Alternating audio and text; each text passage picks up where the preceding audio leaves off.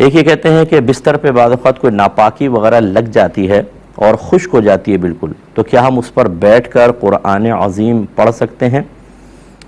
देखिए, अदब के ख़िलाफ़ है, अगरचे ना गुनाह है ना नाजायज़ है, और बल्कि ख़ास तौर पर अगर गद्दे पे जैसे बच्चे वगैरह पेशाब कर देते हैं, उस पर आपने एक चादर बिछा दी है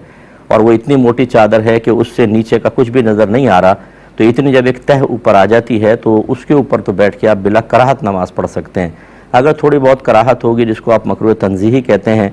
आप सिर्फ कुरान पाक की तिलावत करना चाह रहे हैं, तो वो सूरत होगी कि चादर वगैरह कोई ना हो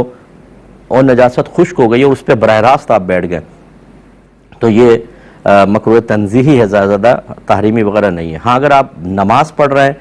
जैसे बहुत सारे बुज़ुर्ग होते हैं बैठ के नमाज़ पढ़ते हैं और हालत ये है कि गद्दे के ऊपर डायरेक्ट यानी नापाकी पर डायरेक्ट बैठ के पढ़ रहे हैं, तो फिर अगर वो ज़्यादा नजासत है तो लाजिम बात है कि नमाज नहीं होगी। यानी अगर 1 दिरहम से ज़्यादा है,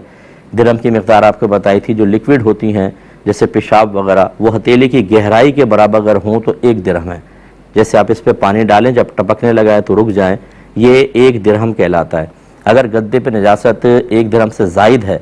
और उस पर बैठ के नमाज़ पढ़ी तो होगी नहीं। अगर 1 दिरहम के बराबर है तो नमाज हो जाएगी, लेकिन वाजिबुल इयादा है, दोबारा पढ़नी होगी, और 1 दिरहम से कम है तो नमाज हो जाएगी, लौटाना सुन्नत है, नहीं भी लौटाया तो कोई मसला नहीं है। लेकिन अगर ये हजरात भी उस गद्दे पे चादर बिछा देते हैं और फिर चादर पर बैठ के नमाज़ पढ़ते हैं तो नमाज हो जाएगी।